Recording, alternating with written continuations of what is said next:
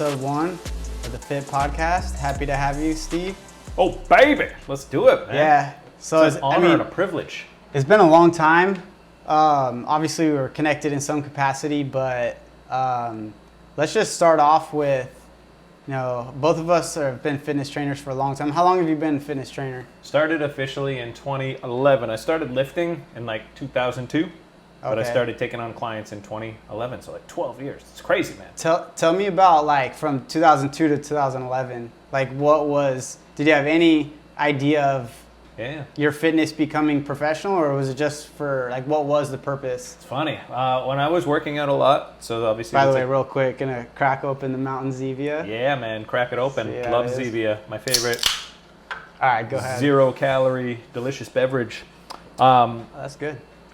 Started lifting myself, started doing push-ups when I was like 20 years old in college, just because I wanted to have a better dating life, and I thought having some muscles would help, but turns out the biggest transformation was actually, inside my head. Yeah. So I thought it was going to be one thing, it ended up being something so much more. So I got more and more into lifting, geeking out on fitness magazines and trying to... Is that what was the thing then, fitness magazines? Yeah, there was no app. You know what, I don't know if Instagram would have been a good thing or a bad thing, because there's so much information. I probably would have just been paralyzed by all the information, a lot like what happens with guys now. Like, who do I listen to? It was just like Muscle and Fitness magazine, all right, that's the Bible. And then bodybuilding.com came along, so there was an internet component, but that was about it. So that and the bro science that I was learning from like my friends in college, stuff they learned from their football coach or from high school or whatever. So that was the information I was utilizing. And then I got more and more into it, trying to get as big as possible. Was that was the goal at the time, was just like get as big as, like if there was any goal at the top, it was get as big as possible? Yeah, well, within reason. I never wanted to go like the steroid route or anything that. But reasonable. Exactly. I loved Arnold. So anything Arnold said was gospel. Anytime he was on the cover of a magazine, was reading it cover to cover and trying to implement everything I could. Read his original book. What was that? Education of a Bodybuilder. He had like the encyclopedia, but he had this autobiography that was released probably in like the early 80s. So loved that. Yeah, it was great. So took everything he said. I loved Ronnie Coleman. And so I took whatever they said, put as much of it that was applicable into my own life. So got more and more into it, geeked out on it, started figuring out how to like follow a program. And to tell you the truth, I didn't think I wanted to be a trainer because I like working out so much. And I had this weird thought, like if I start working in a gym, I'm going to start hating the gym and I'm not going to love it. I want this to be like something that I love, that I'm passionate about. And I started training in 2011 just kind of to make some extra money. It turns out I really, really liked it, like right away. Where did you first start? At the park, actually. I've never worked for a gym. At Plumber? At Plumber, yeah. My first Damn, session we're was going to get into that. We'll talk about Plumber. It was my girlfriend at the time's friend was looking for a trainer, and it's like, you're going to pay me to exercise, and you're going to pay me how much? So that was like the inception, like first client? Exactly. And I was like, this is way better than bar backing, which I was doing at the time, hourly rate wise, and just getting to be outside in the sun and working out. It reminded me of being a camp counselor, which I did like back in the day. There's a lot like that. I was like, this is great. I want to figure out everything I can about marketing and how to get more clients. And eventually I was able to stop bartending, stop bar backing, and train full time. And that was 2011.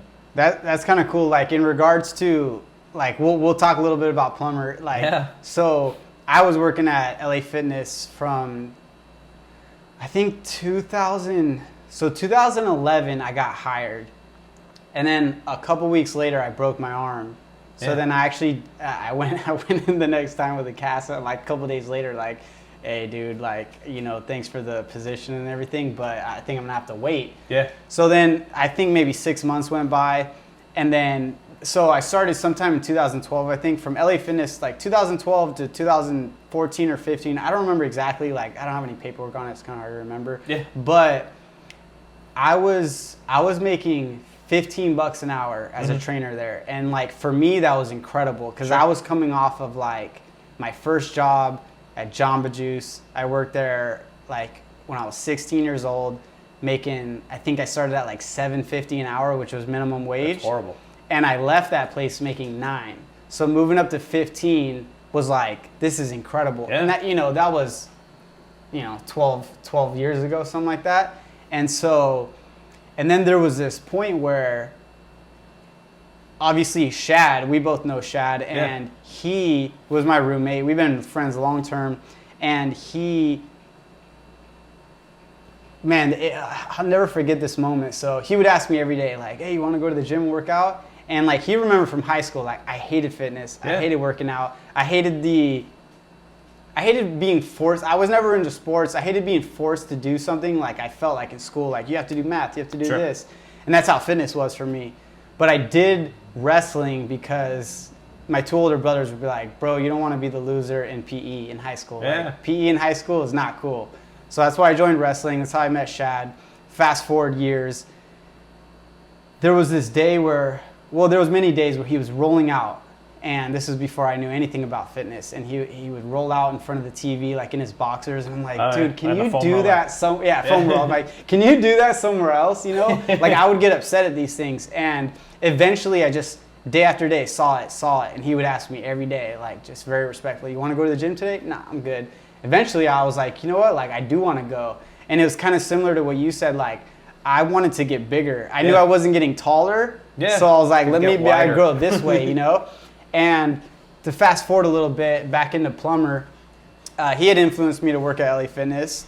And then eventually I picked up a client because I started posting videos at LA Fitness, just doing crazy shit, like crazy workouts. Walking up and down the stairs on my hands at LA Fitness, doing muscle ups. And eventually I got a client outside of the gym, and Shad introduced, he's like, oh, take her to Plumber, And I'm like, man, I went from making $15 an hour to $60 an hour. And I'm like, what am I doing at the gym? Exactly. And what are they charging? Because at LA Fitness, you didn't have to get your own clients. No. They had a whole team of people to do it for you. Exchange, So I'm like, man, and I'm like, I can undercut them and then triple, quadruple what I'm making, Of course. So that was a good thing. So tell me, like Plumber has a place in my heart that like I love that place. I still love it. I didn't like what happened at COVID, as you know. So tell me a little bit about your experience at Plumber, like kind of picking up where you left off. Yeah, so I trained my first client there. My girlfriend at the time lived like across the street. She was like, you could just train people there. I was like, training people outside without equipment. I figured out, all right, if I get some resistance bands, get a couple kettlebells, I'll be able to whip together some kick-ass programs. So I figured that out. And then I discovered group training in boot camps from, do you know who Bedros Keuilian is? Of course, I've seen his ads, So I started following him, and I learned all about marketing for groups. So I started a group training program, and that was kind of my bread and butter for a long time. Maybe not quick, but how long did it take you to like fill up first class, and what would be like a full class? Yeah, a little while, because I didn't really know how to market properly at the beginning. And I figured out email marketing.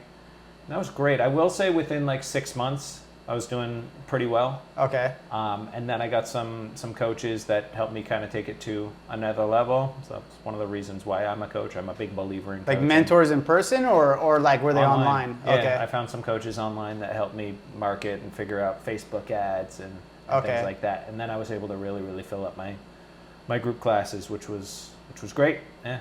Yeah, I was also influenced too because, I went a different direction with the one-on-ones, Yeah. And I was there was a point where I was trying to get the highest dollar for that single client, right? And the problem with that, and maybe some trainers who are coming up, whatever, can take value in this, and you can tell me what you think.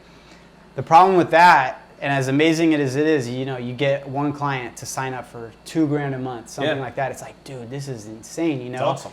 But what happens when that person leaves town?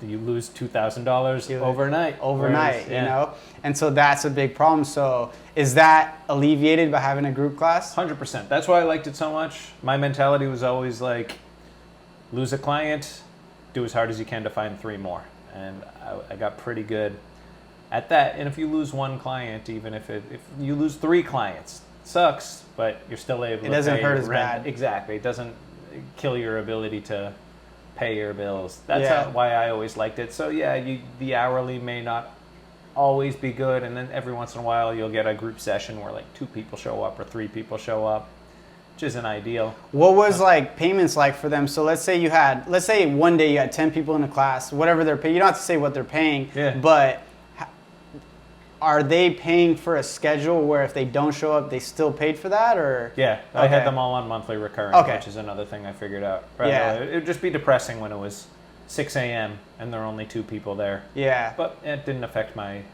my income or anything like that. But okay, yeah. And it's like, at the end of the day, like you do that work, you want them to show up. Exactly. Yeah.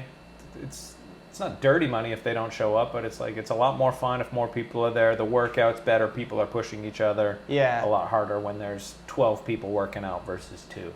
Yeah, I could feel that. And I remember back in the day too, I covered for you a couple times, and that was cool. That really got me out of my comfort zone because like I don't think I'd ever done group class, and you're like, hey, can you cover for me? And I'm like, yeah, of course I can. You did awesome. And it was fun too because I got to kind of, I had my own training style, but I appreciate when someone has, also too like a respect level of whatever is in life. If someone's gonna have you either cover for them or teach you something and you respect what they do, it's like, hey, I'm not gonna push my agenda on these people. It's like, what do you want? How can I help? And how can I deliver that for you clients? I'm not trying to like take over your class, So it was fun to learn something different and be able to apply it. And then I actually eventually got into I had some group classes, and I'm like, this is great, I did both actually. I had privates and then some groups too. So that was kind of cool. I got a couple, yeah, go ahead. I was just going to say, you got out of your comfort zone. Change only happens out of the comfort zone. And I'll be honest, like, you can just imagine anything in life, like like showing up at 6 a.m. at a park, bunch of people you don't know. Yeah. Like, there's some uncomfort in that. Of course. You know what I mean? Like, so, but man, the growth experience and like, how long ago is that? Like, that's 5 years, 6, 7 years ago, maybe? Man, it had to have been way longer than that. Maybe. Because I'm like, 2020 COVID happened. That was 3 years ago. It had to have been 3 or 4 years before that. It would have been around 2015. I was just a young little lad. I was early 30s. I was like as old as you are now. So. Yeah. All right, just a couple like quick, just like one-off, like, just quick answer. Let's fire them off. Let's go. I think I know the answer to training inside or outside. Actually, you could give a little bit of basis to it. I like both. It depends. I love if it's weightlifting, which is kind of my foundation inside. You get all the machines, and it's tough to get a leg press machine outside, tough to get a squat rack machine outside. Although we did it during COVID, we were doing outdoor squats. Yeah. But for cardio, for running, for when we used to do our hurricane workouts at the park, swinging kettlebells, throwing sandbags around. Yeah, I love that stuff outside. Anytime it comes to running or athletic stuff, I love doing it outside. And anytime it comes to heavy training, I love it inside. There's benefits to both. Okay, yeah. Big box gym or small private gym? I love the big box. I mean, I like the idea of the small private gym. It's great. But I thrive when there's a lot of people, even though they're not paying attention to me. There's something about just the energy of everybody working out that pushes me a little harder. It's like, I have adjustable dumbbells right there that are great. They go up to really, really heavy. This is a nice set, by the way. Yeah, Power Blocks. Check them out. They're Pro fantastic. Series Power Block. Oh, yeah. Shout out. 90 pounds. Up to 90? Yeah, so. So from 10 to 90? Yeah, so my curls are covered. That's pretty. So I can do a lot inside with a bench, with a pull-up bar, with adjustable dumbbells, but just being in an atmosphere with a lot of people, I just always do better for some reason. I don't know if it's a subconscious thing or what. But. I think this is this is a good topic to expand on, because when I first got into fitness and got in the gym, one thing that kept me out of the gym was thinking everyone's looking at me. Yeah. Which I realized they're not. For the most part, they're looking at themselves. They're looking at themselves. But I totally relate to what you're saying, because that's today. I mean, it's, for many years is what gets having, I don't know whether it's ego in a beneficial way, but it's like, it helps with those people there. Exactly. I don't know what it is exactly, but it helps. Nobody's watching me do curls, but I'm like, I'm going to go 5 pounds heavier because I don't want anyone seeing. Yeah, it's almost like anonymous. Maybe not anonymous is the right word, but some sort of accountability. Yeah. You know, because you're gonna do your thing, and you're like, I don't want to do less in front of these people. Exactly. I want to. Maybe if someone is watching, they'll be like, dang, I see that guy putting in the work. I think they've done studies on that where groupers working out or doing cardio in a group. I forget the exact example, so don't quote me on this. But the competitive nature? Exactly. Even though you're not really competing, but I guess it's my argument against the popular home brand of Cycle. I'm not going to name it because I think it's a great product. I just don't want to get sued. But that never turned me on. If I am going to do a spin bike, I'd want to be in a class with a bunch of other people. I feel like I'm just going to push myself harder when I'm in a group environment. And I think that's why a lot of people do it, you know? Yeah. And it helps. And maybe, you know, like we just talked about, I have everything at home. Yeah. I have a bench press, a squat rack, a pull-up bar, and... So memberships, man. Sounds like you got a nice setup. Yeah. It is a really nice driveway setup, but the thing is, there's no one there watching. Yeah. You know? And I'll find myself going to LA Fitness still, you know? And it's like, during COVID, it's like, wow, I have every reason to not have an excuse. Yeah. But when like the gyms were closed, I'm like, well, you know, maybe I'll just, you know, and then didn't work out. Ah. And, you know, so you saw me at my prime, and I'm not embarrassed to talk about it. You saw me at my prime. Yeah. And I'm cool. I'm okay talking about it within myself because I want to get back to where I was. I lost in December of 2019. I got sick and I lost 30 pounds. Wow. I went from 165 to 135. Oh my God. Man. And right now, if you just had to guess, what do you think I weigh? I don't know, not 135, but that's like, look at that bicep. But still, that's like Christian Bale in The Machinist, man. That's really skinny. Yeah. What are you now, 140, 145? 128. 128? Are you serious? 128. Holy crap, man. That's yeah. You've dropped several divisions in the UFC. Yeah, many. You know, so that's a big topic right there. You know, and I lost, like I mentioned earlier, I lost some of the excitement I had because my social life revolved around fitness. You know, I was at the park in the morning, go home, take a nap, hit LA Fitness for a couple hours, go back home, do whatever I got to do on the computer, maybe social media and that kind of stuff, and then usually go out to like the beach. Yeah. And then after the beach, go to Tempest Parkour Gym at like 9 p.m. till like 11, get back at 12. Training like a pro athlete, you know, man. That's I crazy. really was, and I was in my opinion, pro athlete shape for whatever it was specifically I was doing. And I would love to get back to that, but I don't have the lifestyle anymore to support it. Right. You know, and I think that's a big thing. So a couple other quick questions. Of course. High intensity with low volume or low volume with high intensity? Depends on the goal, but I think they're great. If you are doing high intensity, I think you get a benefit from doing less frequency. It can be tougher to recover from.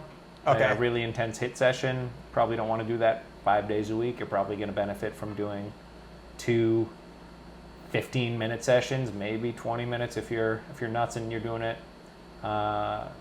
properly. But just for most people, in most cases, I think just being consistent with steady state cardio somewhere around zone 2, you're going to be able to get a lot of benefit from that. And here's another hidden thing that I really noticed for myself and other people have noticed as well. A lot of people, cardio clearly isn't the best way to lose weight. It is a good tool. The energy that you burn does factor in. But when I do HIIT, I'm so hungry afterwards. I want to go down to the farmer's market and eat every single thing there. Whereas steady state, zone 2, or even just getting a lot of steps in for the day, it doesn't really affect my hunger. And there's some muscle building aspect to a high intensity workout. Oh, for the anaerobic standpoint, yeah, for sure. Like you're gonna get some of that, whereas you're not gonna get that doing an hour at a low pace on an elliptical, right?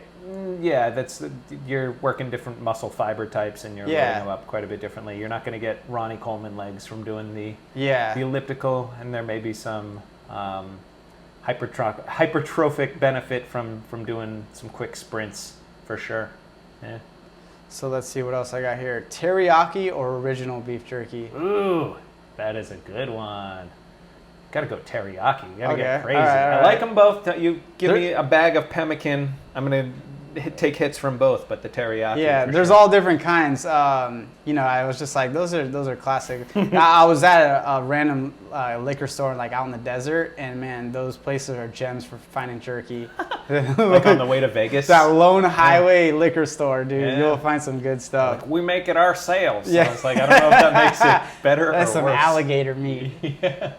All right, so we're obviously working together a little bit, and I've been able to dive into your programs. Yeah. And I feel like we haven't really talked about this, but I feel like you understand this feeling that I have of providing a certain type of training for clients, a certain level of expectation, and a realistic outlook on what the outcome will be. Yeah.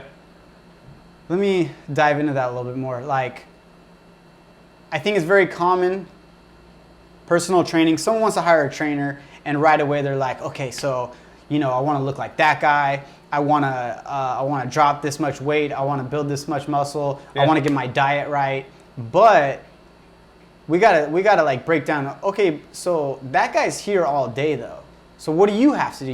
You go to an office for 8 hours, 12 hours, Yep. and then you go home and take care of your kids and you know, do things with your wife, whatever. And if you break apart your 24-hour day, let's say you're at work for 8 hours, you drive an hour there, drive an hour back, there's 10 hours, so you got 14 left. And let's say you sleep for 7, we'll just say 7. Now you got 7 hours free. And what do you do in that 7 hours? Are you sitting on the couch chilling?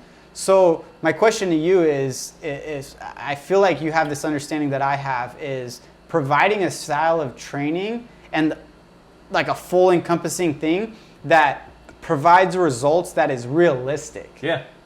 So there's a lot to break down there. And yeah, the average guy, let's say you're 38 years old and you're going to start training for the first time. You're probably never going to look anywhere near someone on the cover of a fitness magazine. You got to set first thing is setting realistic expectations. So maybe you're not going to get to 8% body fat and shredded, but if you're at 28% body fat, maybe getting under 20 is an awesome goal, and that may be the best you can ever get. But from like a health perspective, aesthetic perspective, it's still not a bad place to be. So one of my favorite quotes, I think it's a Tony Robbins quote, is people overestimate what they can accomplish in a month, but underestimate what they can accomplish in a year. So, okay, yeah, and that's kind of like what I said. It's like, hey, diet. I want to work out 5 days a week. Yeah. Boom, they do that once and they're burnt out after 2 days. It's what happens every single January 1st. Everyone tries to change 92 habits at once. So I was successful in fitness by accident. I started off really, really slowly. I didn't know what macros were. I barely knew what calories were. I didn't know what progressive overload was. But I figured out two things. I figured out if I did push-ups every day, that's all I did for like the first 6 months. If I just add one push-up, do one more than I did the day before, it wasn't always easy. You got to push really, really hard. You got to get really, really uncomfortable to get that one more push-up. And from a dietary perspective, the only thing I did was I started focusing my meals around protein. I didn't know get a gram per pound of body weight. I wouldn't have even known what that meant. That would have been a foreign concept. How much is a gram? I just started focusing around protein. My point with this is I did two little things that ended up giving me a huge change. Had I tried to track my food with an app, had I tried to follow a professional program and perfect my squat form, perfect my hinge form, perfect shoulder mobility, and do all of this stuff that you eventually discover along the way, I would have been so overwhelmed, I would have failed. So I think the best way to go about it, start just changing small habits. Take your worst habit, replace it with a good one, focus on that for a month. Then move on to the next thing. You're not drinking enough water, focus on that for a month, 6 weeks. So for the first 2 months, maybe you're just focusing on, I'm going to chew my food a little slower. I'm going to drink more water. Don't try to go to the gym 6 days a week. Go to the gym 2 days a week. Do 2 full body workouts. Master that. Once it becomes automatic, then add the third day. Then start saying, all right, I'm going to get protein with every single meal. I guess my point with this is start slow. This is always a marathon. It's not a sprint. The brain doesn't like to change too many habits at once. It just doesn't. It likes homeostasis. Any new habit that you add is going to be a huge disruptor. There's going to be resistance. It's going to be hard. So start off slow, be deliberate with what habits you choose, master them, and don't move on to the next one until that new habit is like a part of you. You don't even have to think about it. And if you do that over time, over the course of 3 months, 6 months, 18 months, you're going to have this whole new habit set. Your body's really going to start to change. So don't try to lose 30 pounds in 30 days. Try to lose 15 pounds in a year, but do that every single year. I don't know if that's the best weight loss example, but I think what it really what to point out, I guess the value in that, it's like, if you were to just say, because a lot of people do want to lose 15 pounds in a month, right? Yeah. But if you tell them over a year, then everything you just said combined is also the benefit, not just that 15 pounds. If you dedicated your year to lose 15 pounds, all those other benefits of like, hey, a month later I was drinking more water. Yeah. 2 months in, I was, now I was adding in an extra mile a week running or whatever. So I think it really goes to show that the long-term chase, the marathon, is so much more beneficial and effective for people. Yeah. Because that also brings up another point where I'm sure you've dealt with it with personal training, is people want to hire a trainer for a specific thing that's a month away. Yeah. And what do you feel about that? Because I have my feelings on it. Yeah, it depends. I mean, I've definitely had the client that has a wedding 6 weeks away. Yeah. And if that's their goal, they don't care what happens after that, cool. Let's do it. Let's put you, if you're a guy, let's put you on 1,500 calories a day. It's just the math. That's what it's going to take. You have this weight. Is it achievable? You explain to them, be like, listen, this isn't how you normally do it, but let's say it's a photo shoot, wedding, vacation. This isn't how I would do it, but no one wants to lose 2 pounds in 6 weeks for their wedding. They want to lose 15 pounds. Cool. Let's do it. You just have to explain it to them. Be like, this isn't how you normally do it. This isn't the most healthy way. There's going to be a very big chance that you're going to rebound after this, and if they're cool with it, that's fine. But that's why I've never been a fan of the 6 week shred or lose 30 pounds in 30 days or anything you see in an infomercial that kind of gives unrealistic expectations, really low calorie diets, excessive cardio. That's never sustainable. Why is that? I think I know the answer to this, but why is the 6 week answer to everything so popular? We're American. Faster is better, man. Faster is better. People don't like to delay gratification, but turns out anything worth doing takes a lot of effort, takes a lot of time if you're going to do it. You're going to do it right. Yeah. Yeah, I think that delayed gratification thing is tough, but man, it's so valuable because, since COVID, I kind of grew up in a family that would go hunting and camping and stuff like that. And now as an adult, I got a lot more into it through COVID and stuff.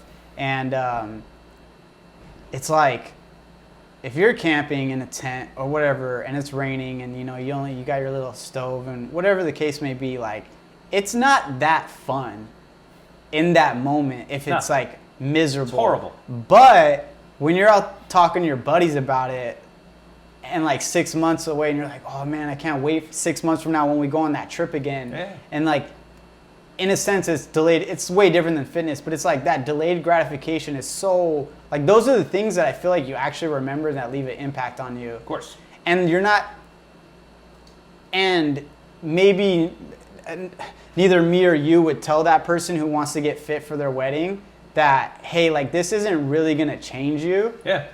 But, maybe they'll realize that and hopefully they will. But what will change them is losing their dad bod. Yeah, for sure. And, a year from now, 2 years from now, they've maintained it. And then somehow, years down the road, they end up looking like you.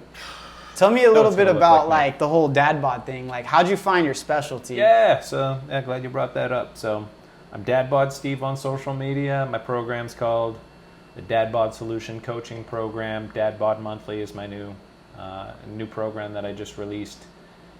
I started it in 2017, so I discovered online training. I decided I wanted to do that. So I got another coach. He helped me come up with my brand. And the reason I came up with it, because how old was I at the time in 2017? 36, 37. And a lot of my friends were dads, new dads. Okay. So there's some. Yeah, and so they were similar Connection to me. there. Exactly. And they started to have different needs. Like, it wasn't like early 20s, you got a ton of free time, you want to get super shredded, you don't have a lot of responsibility. Yeah, you got a job, you got to work, you got to pay your bills, but you don't have to take care of anyone else other than you. So they were looking. A lot of my friends were looking for a solution, something realistic that they could put together 3 days a week, 4 days a week, where they didn't have to weigh out their food. Could if they want, but they just wanted sustainable, really practical things that you can do. Well, you talked about how many hours you got in a day. They don't have many. Exactly. Left. They don't have 2.5 hours to be at the gym and meal prep and do all the things that are required. They just wanted something that's going to get them progressively better. That takes effort. That is something they can do for a long term. I said, all right, there's a need there. I know how to do that. We could solve that with compound lifts. So you're not doing a ton of isolation work. You can. Isolation work's included in all my program, but you're going to get more valuable results from doing goblet squats, maybe dumbbell deadlifts. Could you expand on that a little bit? Like why? Yeah, well, the why compound? Compounds, you're working a lot of muscles and joints at the same time through a big range of motion, whereas a bicep curl, you're just working your bicep. Yeah. It's great exercise, but it's just working one little muscle, whereas a squat's working in the same amount of time. Same amount of time. Yeah. So it's requiring core stability, it's requiring hip mobility, it's requiring your quads, glutes, hams, upper back posture. So all kinds of things going on with compound lifts, and just more bang for your buck. And you progressively add more weight or reps to your squat. It's going to have a big impact on your body, same as a row or a pull-up or any type of pressing motion. You just get a lot. So if you only have time to do 3 exercises, let's make the most out of them. Exactly. Do a big compound lift, do an isolation work, do some core work, 30 minutes, boom, you're done. Get a little better at that week after week. For most guys, most situations, that's going to be life-changing. Another just like quick question. It has 2 parts. The same question, but so push or pull for upper? Like if just your favorite. Yeah. So push or pull for upper? Definitely push, but also at the same time pull. Just upper body in general. Okay. You have to choose upper or lower. Although I've fallen more in love. So with what's your lower. favorite push? Incline dumbbell press. Incline dumbbell press. Incline dumbbell press. I like that. Yeah. That's a good one. It covers a lot of basis. Like it's gets your delts, gets your upper chest. The biggest reason I love that is oftentimes I'm lifting by myself, even though it's a gym. I hate asking for the random spot. Yep, and it's so different than it has so many benefits over just a barbell bench, right? And safety as well. Safety, that's the biggest one. So you're free to move your hands. You can neutralize your palms when you come down, which is great. And you don't have to ask for a spot, or you feel the rep, cool, just drop the dumbbell. Whereas you're doing a barbell, you can, kind of it's got nowhere to kill go. yourself. So, yeah, exactly. I actually have a funny story about that. When I was in like 6th grade, I got my first bench press, and I had it in my bedroom.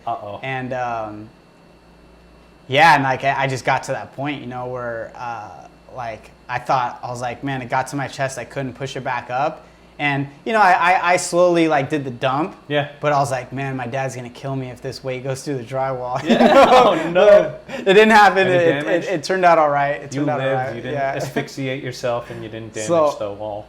Which is nice. Push or pull lower, and then what exercise would be your favorite? Yeah.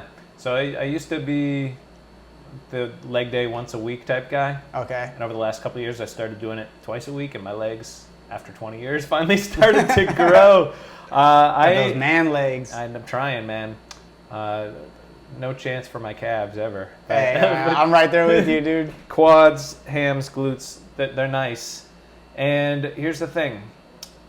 I barbell squatted for years. I got it up decently heavy, but never had like a ton of growth from it. I saw your recent post on this. Yeah, so the barbell squat, great exercise. It just wasn't the best for me for leg size. So I've been doing a lot more Bulgarian split squats. Okay. They're miserable. but you can take them to failure. You can go beyond failure, dropping the weight, and it absolutely murders your legs. And also a big fan of, at LA Fitness, they have both the hack squat machine and the V squat machine. I love those. So I guess my short answer is I love the leg machines. Okay. Even though you don't necessarily get as much respect, it's fine.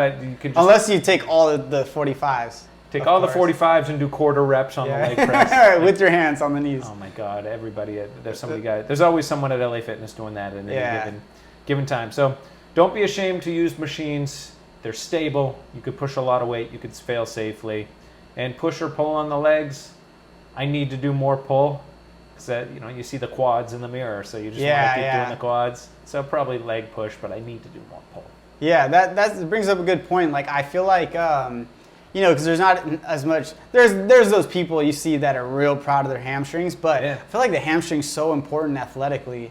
Athletically and posturally too. Having strong glutes, strong hamstrings is going to solve a lot of low back issues. So it's so important. But all the fastest athletes, they just have monster hamstrings. Look at Saquon or Chubb. Those guys have crazy squats, crazy hamstrings, crazy glutes. Just translates to sports, that's for sure. So another topic that's really, it sounds weird that it means so much to me, but like I brought this up to you before, and I think it's really cool. So back in the day, like, you would, I don't know if congratulate is the word, but you would show love to me regarding my Instagram following. Yeah, back in the day, right? You had like 30,000 followers. Yeah, and this was a long time ago. And that just happened the way it did, and I was just posting. That was at a time when there wasn't as much like marketing behind it. Like it was more of just like, hey, post stuff. It was like hardly edited. Like it was different though. It was a wide video. You post it, and Instagram was just a different landscape then. Totally different. And it also wasn't Facebook owned, so it was its own company at the time, and just had its thing, and it was fresh, it was new, and it just happened. I was posting videos, and I was doing different stuff that.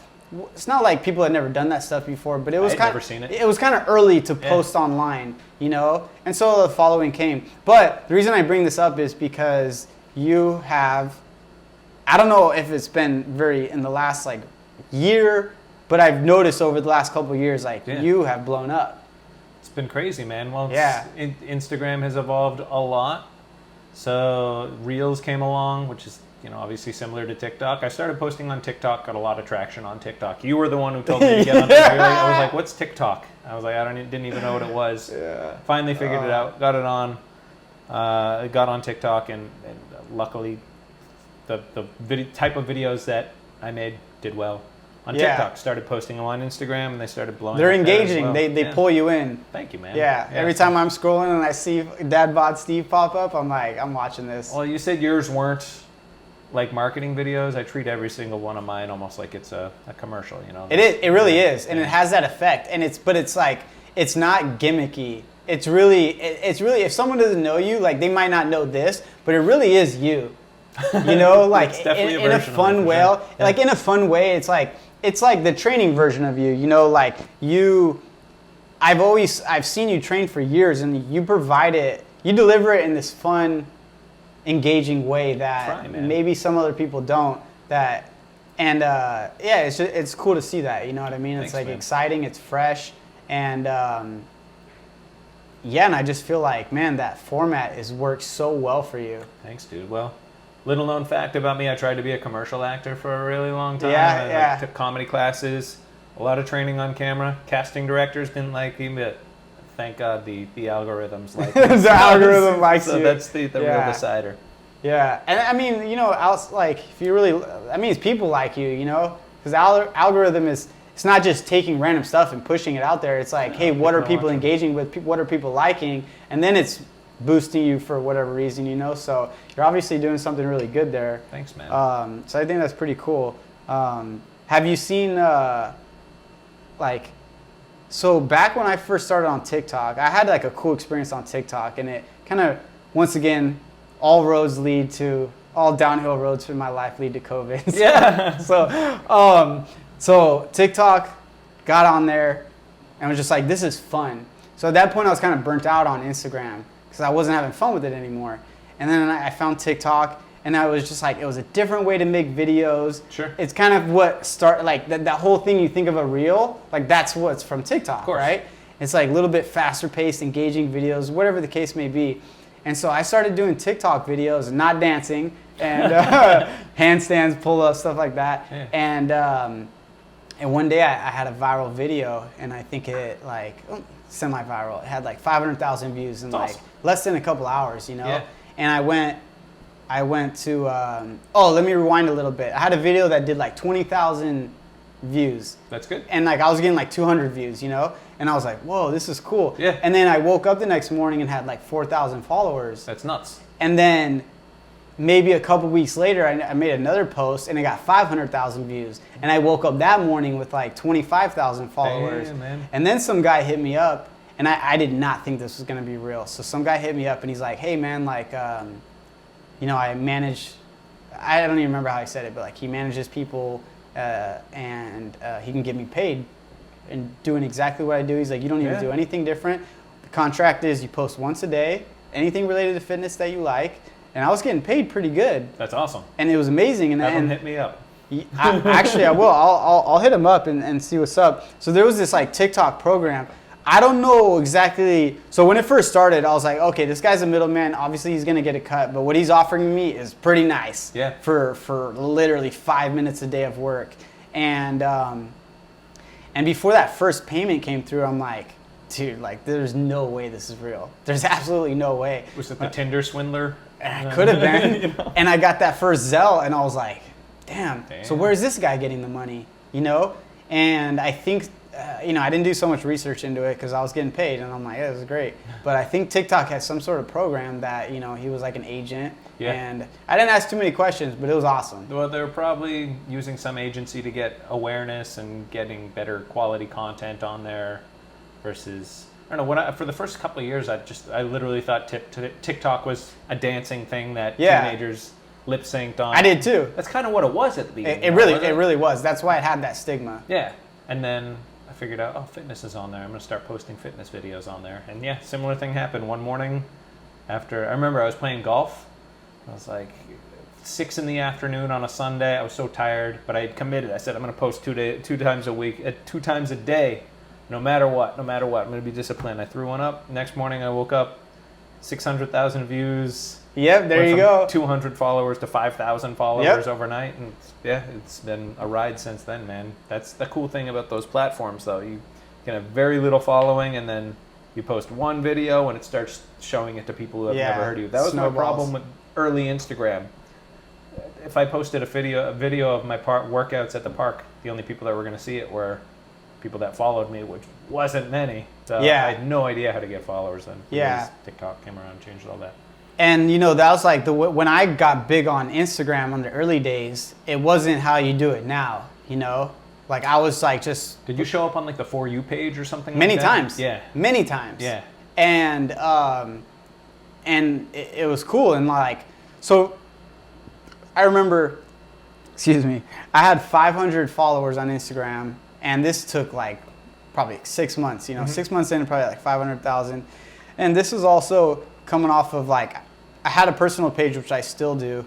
And then I was like, you know what? Started posting a couple of videos on that. I'm like, you know, I need to create something new. So then I made a page for fitness.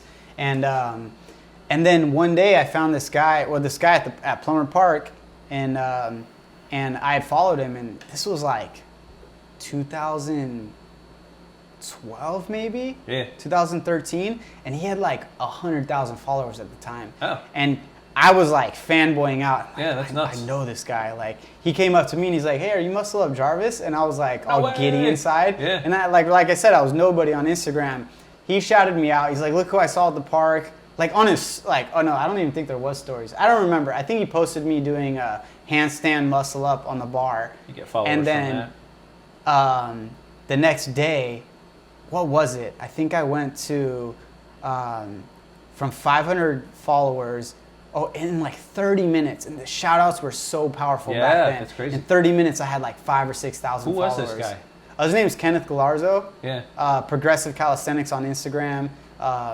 Was a mentor of mine for a long time. He was involved with WCO, And yeah, he was huge on Instagram in the early days, and so that was really cool to, you know, be recognized by someone you really looked up to. Sure. And then just kind of like we were talking about, like, it can just, if there's any message behind this, it's like, do what you do out of passion. Yeah. And one day, maybe it won't ever, and that sucks. That's true. You gotta do it with no expectations. It might hit. Yeah. And I think that's when it hits, is when you don't have that expectation and it just blows up. Like, you woke up and you're like, I threw up a random workout when I didn't feel like doing it. It was nothing special, nothing that would go viral today. For whatever reason, algorithm picked it up. Changed my life pretty much overnight. And yeah, that goes with anything though. The cool thing about fitness is that, unlike a business, you know, you could be passionate about a business. There's really no guarantee that it's going to do well. I mean, people go on Shark Tank, do well on Shark Tank, and still fail. But if you apply the principles with diet and exercise, your body's going to change. All right, Yeah. you're guaranteed some type of result if you do it the right way. And that is one of the cool things about fitness. There aren't that many things in your life that you control. You can't control the weather, can't control LA traffic, can't control what people think about you. Yeah, but you can control whether or not you get out of bed and do some push-ups, or eat the salad instead of eating the burger and fries. Yeah. I've always loved that. I love that I have control over it. And at the end of the day, it's... And relatively quick. Like, not the marketing quick, but relatively quick. Like, your life can change insane with fitness in a year. Within a year. Yeah. In a year, exactly. You're not gonna make a dramatic change in a month. But the best thing that happens with my clients, the best compliment I get, it's awesome when they're like, yeah, I lost 6 pounds my first month, 8 pounds my first month, 2 pounds a week. The best is when 3 months in, 4 months in, and they're like, my coworkers started noticing. Yep, and that's like that second phase. Exactly. Other people notice. They're in. That one is huge. I love that. Yeah. I experienced, with a client I experienced that recently. She was like, my coworkers asked if I work out, and she, like, I haven't even mentioned it to them, so that was pretty cool. That's amazing. I was like, that's you know, Yeah. that's one of the steps. And I'm like, the next step is you're really going to start noticing it. Exactly. Well, there's the physical change and there's a mental change, and there's a lot of things that have to happen for the mental change. And other people, you really got to kind of change your identity. And when other people know you as the workout person instead of this person who's just kind of trying to start working out, that's when, you know, you've really reached a big level. Yeah. You know? Well, is there anything else that, like, you know, anything that you think is valuable that you could put out there? Yeah. Maybe this. So if you could give something valuable to someone who's coming up as a trainer right now, you know, me when you first met me, that I could be better at, and then something else valuable for, like, the client side, someone who's trying to maybe look for a trainer, whether they want to get fit by themselves or whatever. Sure. Someone who wants to train. So, like, valuable thing for both of those types of people. I think the best thing that both of those people can do is, if you want to be an awesome trainer, get a coach. All right, They're going to teach you how to be a better trainer. They're going to teach you how to market. They're going to teach you how to actually make a living. Because a lot of the things that I've learned when it comes to having a fitness business, a lot of it's counterintuitive, and a lot of it is stuff that you never would have figured out on your own when it comes to marketing or sales, or even just getting a good certification or something practical like that. Get a coach, someone who's done it before, who can shortcut the process. It's worth its weight in gold. And the same thing for someone who's just starting out in fitness. There's a lot of bad information out there. There's a lot of people. There's a lot of charlatans out there peddling just absolute garbage. Get a coach who's reputable. Find one that you click with, and have someone help you on that end. Someone who can keep you accountable, who can get you a training program that is good for your long-term goals. And invest in yourself. Investing in yourself, whether it's for your body or your profession, is one of the best things you could possibly do. Cool. Yeah, I definitely think that's some good info. And thanks, man. Yeah, definitely. I think it goes a long way. And I guess Shadow's my coach. You know? But, you know, we were both young, figuring it out. You know, so yeah. But the hardest thing. Oh, go ahead. I was just gonna say, you saw him doing it, and you realize it's like possible. Once you see somebody else do it, you're like, I'm gonna do what they do, and lo and behold, it works. You know? Yeah. And just on a random note, I didn't even know West Hollywood existed, and I saw that, like, I was like, man, and my friends, like, you know, I'm making $8 an hour at Jamba Juice, and my friends, like, in this city that it seems like people got a lot of money to spend on training. Yeah. You know? It's a cool thing about LA, man. Yeah. A lot of people have a lot of money to spend on training. All right, so, I mean, I just led into it, but last question. what's the best city in America to be a personal trainer? LA's pretty freaking awesome, man. It's great. Here's why. I'm from New Hampshire. Love New Hampshire, but whenever I was training outside in LA in January, in February, and not having to pay rent, you know, getting to train in a park is awesome. You don't have to pay any overhead. And rent at a gym. Exactly. You have to pay rent for an apartment. Rent's free, no? You having no overhead. I was like, I couldn't do this in New Hampshire. I mean, any place with a warm climate, it's freaking awesome. San Diego, LA's awesome, man. The parks here are awesome if you're a trainer. No rent. Get a truck, load it up with some kettlebells, some TRXs, and you can have a business overnight with very little upfront cost. Man. Absolutely. Yeah, well, I mean, that was pretty cool. That was fun. That was amazing. Yeah, so there we go. Episode 1 of the Fit Podcast. Dad Bod Steve, you want to just quickly let them know where they can find you? Yeah, find me on all my social medias. On Instagram, I'm dadbod_Steve. TikTok, dadbodsteve, all one word. And go to dadbodlinks.com for all things Dadbod Steve. Thank you. This was awesome, there man. You go. Yeah, dude. Appreciate it, man. Thank you. That was awesome. All right, we'll see you guys on the next one.